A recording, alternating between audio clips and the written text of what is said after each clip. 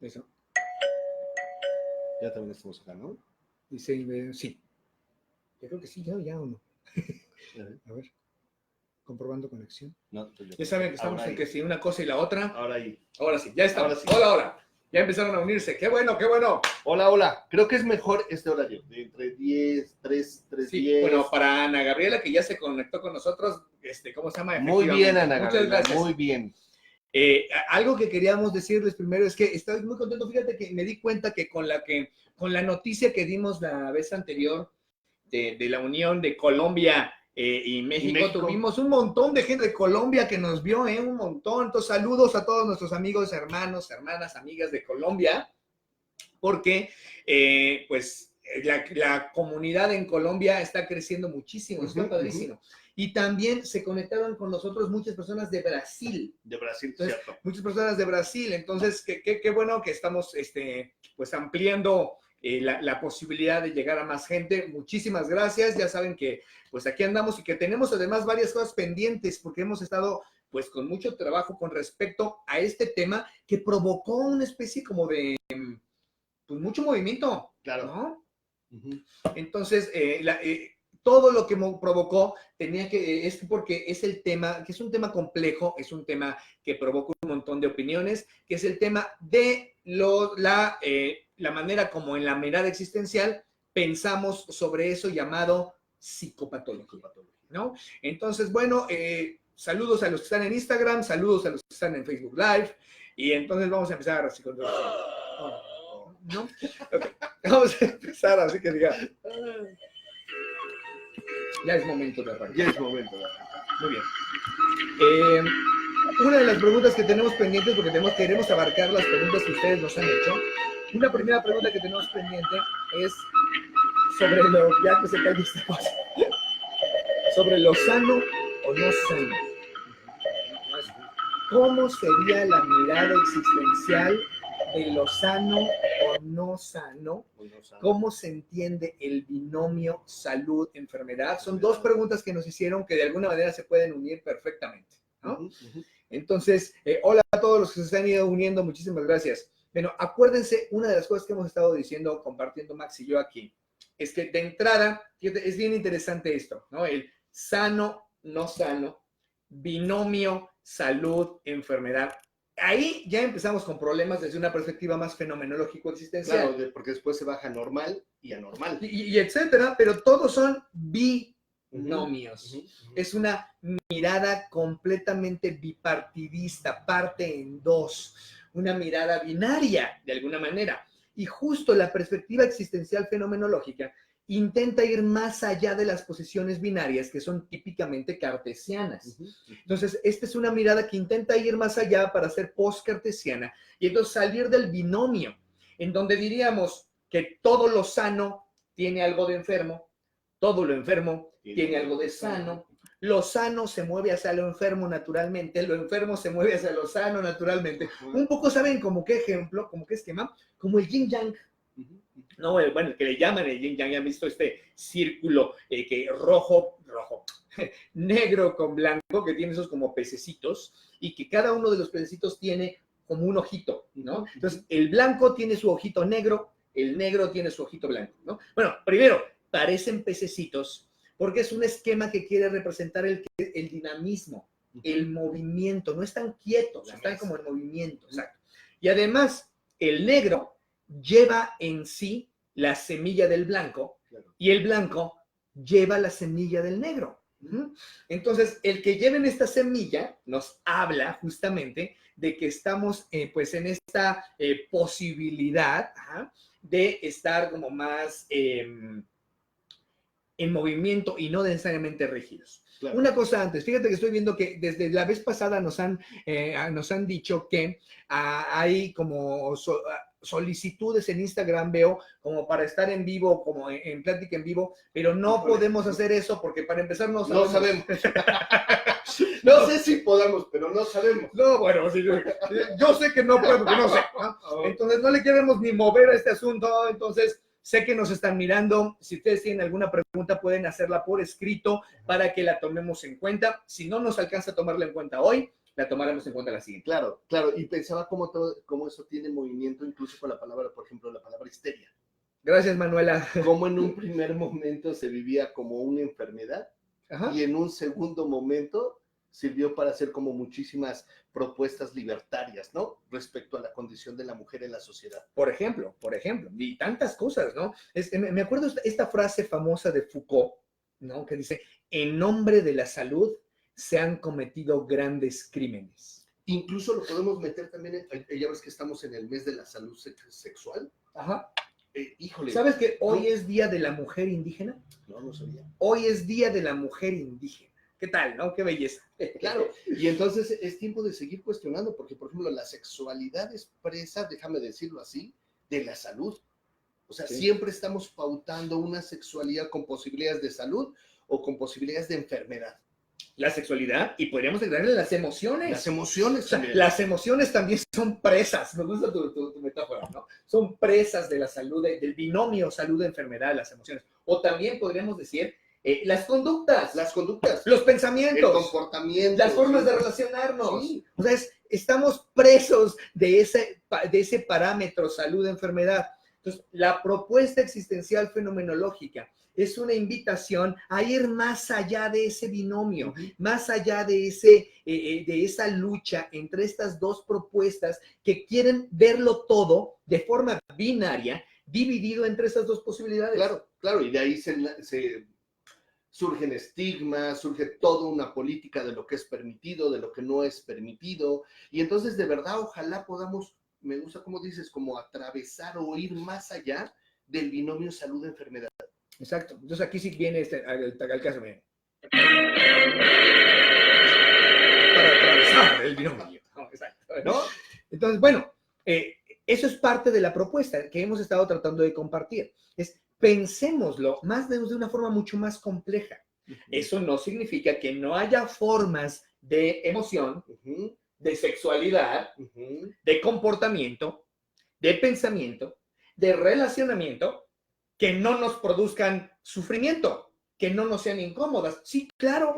Hay, porque las formas diversas de existir pueden, entre otras cosas, producir este tipo de sufrimiento, de incomodidad, etc. Entonces, eso no estamos negándolo, sería ingenuo. Y claro que en la perspectiva existencial fenomenológica también tenemos mucho la gana, ¿no? La idea de poder encontrar formas de reflexionar sobre esos sufrimientos, sobre esas formas de estar en el mundo que no siempre nos gustan, pero que no queremos meterlos en el binomio salud-enfermedad, sano o enfermo. Claro, porque si no entonces hay relaciones tóxicas, o sea, un montón de cosas que no podemos explicar y nada más estigmatizamos. Exacto, ¿no? Luego, algo que es importante, por ejemplo, estoy de acuerdo contigo, John, dice que se debe dar una aproximación experiencial y fenomenológica para construir nuevas significaciones en torno a la experiencia de lo humano. De acuerdo, ¿no? Saludos también a León, Guanajuato y a toda nuestra querida República Mexicana que nos ven desde varios lugares. La hermana de República de Cuautla decía hace ratito Indira, ¿no? Entonces dice Eliana, ¿toda la mirada existencial es antipsiquiatría o hay corrientes de existencial que sigan psiquiatrizando? Bueno, yo no diría que es antipsiquiatría, porque anti ya habla de un binomio, el que está a favor, el que está en contra, ¿no? Y justo lo que queremos es trascender esos binomios. Entonces, no estamos en contra de la psiquiatría. Simplemente tenemos otra mirada, tenemos otra manera de aproximarnos. Y entonces nuestra mirada no necesita construir la enfermedad y la salud para comprender la experiencia. Exactamente. Y además tendríamos que decir que también no queremos partir de teorizar el sufrimiento humano desde esa perspectiva, porque en el fondo reconocemos que se trata de metáforas. La manera como la perspectiva existencial fenomenológica teoriza sobre todo esto son metáforas, tan metáforas como las de la psiquiatría. Simplemente son metáforas que a nosotros no nos son útiles, no las usamos. Esa parte me gusta de nuestra visión, porque es como si dijéramos, es una metáfora que reconoce otras metáforas y que se reconoce como metáfora. Exacto, ¿no? Exacto. Y entonces, bueno, nos hicieron una pregunta en el Instagram de cómo reconoces a un psicópata, ¿no? Bueno, ahí ya tenemos problemas justo por lo que estamos diciendo, ¿no? No quiero pensar en esos términos, entonces no quiero pensar en términos de un psicópata o no, es lo que sí puedo pensar por el uso del término que normalmente tiene en psiquiatría, que es cierto que existen algunas personas, sí es cierto, que parecen sentir un cierto placer por hacer cierto daño, por herir, por lastimar a otros, es cierto, eso pasa, ¿no? Y que además parecen no sentir como mucha posibilidad de empatía por el sufrimiento del otro, y que entonces no parecen experimentar culpa, o no sienten mucha culpa por hacerle daño a otro, aunque ven que le están haciendo daño, pero no, podrían hasta llegar a sentir placer. Es cierto, eso me preocupa, por supuesto que me preocupa que eso pase, pero no lo voy a pensar en términos de salud o enfermedad. Entonces, por eso es que no quiero usar tampoco la palabra psicópata, porque pensar la palabra psicópata está ya demasiado influenciada por el paradigma médico, está ya demasiado encima de la idea salud-enfermedad. Claro. Entonces, ¿es verdad que existen personas que tienen ese tipo de experiencias? Sí, y que necesitamos acercarnos a tratar de comprenderlas, por supuesto. Pero no necesito el concepto de psicópata para eso. Claro. Basta con que sepa cuáles son sus comportamientos, cuál es su manera de estar en el mundo y que me acerque a tratar de comprenderlo desde ahí. Por ejemplo, Ana Gabriela nos dice, ¿cómo se explica el concepto de tener conciencia de enfermedad? En el caso de las adicciones, por ejemplo, para hacer conciencia de algo necesito de un contraste. Para hacer conciencia de que soy adicto, necesito tener conciencia de enfermedad. Como bien dices, eso sí, claro. Y un paciente adicto al sexo y al amor dice que saberse enfermo de la adicción es lo que lo lleva a realizar terapia y volver a trabajo grupal con adictos. ¿Cómo se explicaría desde la fenomenología existencial? Bueno, yo no creo que se necesite tener conciencia de enfermedad. Basta con tener conciencia de sufrimiento. La gente que llega a terapia o a buscar ayuda, muchas veces no porque se sientan enfermos. Claro. Basta con que se sientan sufriendo. Basta con que sientan que no están cómodos en su vida. Basta con que sientan que quieren tener un poco más de vitalidad, un poco más de agrado. Que quieren enriquecer con otras posibilidades. En vez de empobrecerse. Exacto. Entonces, está ese detalle que creo que es importante tomar en cuenta. Y entonces, yo no diría que hace falta la conciencia de enfermedad. Hace falta el reconocimiento del sufrimiento, el reconocimiento de la necesidad de ayuda. Y claro, se necesita el contraste, pero no es el contraste salud-enfermedad, es el contraste bienestar-incomodidad, es el contraste agradable, desagradable. Exacto. Entonces, que no necesitamos patologizarlo, no necesitamos pensarlo desde el punto de vista del paradigma médico. Basta con que lo pensemos desde un punto de vista de que, pues sí, a veces sufrimos y no se siente bien, ¿no? Para todo, para eso llamado adicción o la conducta adictiva, etcétera, pues sí, la persona de pronto empieza a sufrir. Antes no hay problema, ¿no? El problema es cuando empieza a sufrir o a hacer sufrir a otros, porque acuérdense, el sufrimiento no nada más es mío. Puede ser que yo me sienta muy contento, pero estoy haciendo sufrir a la gente que me ama, a la gente que está cerca de mí. De tal manera que este asunto de las adicciones a lo que sea, ¿no? No necesita de conciencia de enfermedad, necesita conciencia de que le está pasando mal él o ella o alguien más. De ahí surge en este asunto de las adicciones lo que le llaman las intervenciones. ¿Han oído hablar de que vamos a hacerle una intervención a alguien? Tiene que ver de juntarse la familia o juntarse los seres queridos de una persona para hacerle ver, ¿no? Para hacerle notar que está haciéndole sufrir. Claro. Entonces, su familia le dice, nos estás haciendo sufrir, necesitamos que te ayuden porque nos estás haciendo sufrir, ¿no? Entonces, no tiene que ver con la enfermedad o no, tiene que ver con el sufrimiento, que por supuesto que es una experiencia, ese es el detalle, el sufrimiento es como tal la experiencia, y eso es lo que en la fenomenología existencial nos gusta enfocarnos. Claro, y si lo sigues viendo desde la parte salud de enfermedad, esto es muy reciente, esta parte de, sí, soy adicto al sexo. O sea, antes ni siquiera teníamos ese referente, pero como insistimos en esta parte, entonces ahora ya somos adictos al sexo, ¿no? Aquí me gustaría hacer una broma que tú conoces, que hacía Juan Luis, que decía definición de persona promiscua. Dícese de una persona que tiene más relaciones erótico-afectivas que yo. Exacto. Bueno, aquí aparece también Anabel diciendo, últimamente los psiquiatras piden al paciente completar el tratamiento psiquiátrico con terapia, eso es muy bueno para el paciente. Basta con sentirse diferentes a la mayoría, dice Marta. Eliane dice, mi duda era más si todo el paradigma existencial trata de no apelar a etiquetas y psicopatologías o si en este también hay ramas en las que sí las usan y las llaman existencial.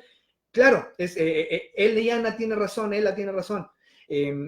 Hay una situación de que hay algunas corrientes en psicología, en psicoterapia existencial, en terapia existencial, que siguen recurriendo por la necesidad de ser aceptados, ¿no? Por la necesidad de ser aceptados por el paradigma dominante. Entonces, tienen esta idea de que quieren, y entonces por eso es...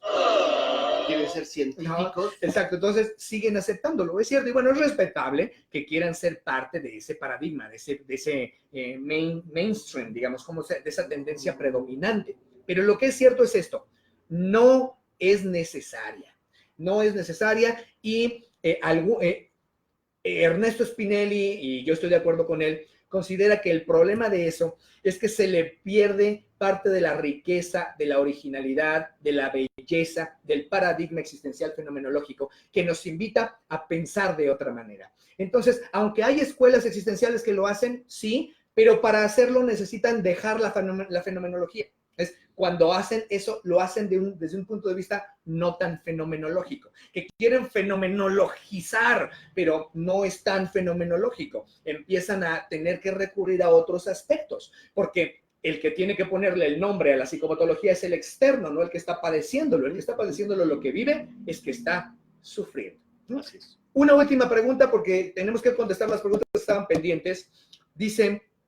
no piensan que la fenomenología es muy subjetiva y entonces que los terapeutas pueden interpretarla de muchas maneras. Bueno, claro que los terapeutas pueden interpretarla de muchas maneras, pero ¿qué creen? Lo que sea, ¿eh? El psicoanálisis, los terapeutas lo pueden interpretar de muchas maneras. Es más, la física cuántica, los físicos cuánticos la interpretan de diferentes maneras. Eso es inevitable, es parte de la experiencia humana, que interpretemos nuestra vida, nuestro mundo, de diferentes maneras. No es específicamente específico de la fenomenología, ¿no? Es cualquier mirada, pues sí, depende de otros. Ahora dice, ¿no es muy subjetiva? Bueno, sí es subjetiva, tanto como objetiva. Justo porque también la perspectiva fenomenológico-existencial intenta trascender el binomio objetivo-subjetivo. Creemos que es otro binomio que nos tiene muy jodidos. Entonces, queremos ir más allá del binomio subjetivo-objetivo y justo por eso es que no hablamos mucho de subjetividad-objetividad, porque todo es intersubjetivo-objetivo. Intersubjetivo-objetivo, todo el tiempo. Así es. Y bueno, tenemos que cortar porque ya llegó la hora en que tenemos que terminar, entonces tenemos que despedirnos. ¿Tú quieres decir algo antes de despedirnos, Max? Nada. Gracias que nos acompañan. Por favor, transmitan esto si les gusta. Apóyennos a que cada vez más gente lo conozca, ¿no? Ya estamos en toda la producción, sonido, ¿no? Tenemos una superproducción. Exacto. Abrazos. Y nada más decir algo. John nos dice que en términos existenciales se habla de la subjetividad. Fíjate, John, que no tanto es la subjetividad, es la intersubjetividad-objetividad. Porque lo subjetivo y lo objetivo es justo... Vince Wanger tenía una frase, con esto terminamos, es una frase para darle vueltas. Vince Wanger decía que la división objetivo-subjetivo es el cáncer de la psicología moderna. Eso decía, es el cáncer de la psicología moderna estar separando en subjetivo y objetivo. La fenomenología no es subjetivista. La fenomenología considera que toda experiencia es siempre intersubjetiva objetiva. No hay una real separación entre eso. Eso es algo importante. Y pues bueno, ya volveremos más. Tenemos varios temas que tenemos que completar la próxima vez. Gracias por vernos. Acuérdense, posteen, denos like, postéenlo en sus muros para que podamos, de Facebook o lo que sea, para que podamos llegar a más gente. Y pues tenemos que decir ahora algo. ¿Cómo? ¿Dónde está esto? Bye, bye. Eso quería decir. Aquí está, mira. Bye, bye. Muy bien. Hasta pronto. Abrazos.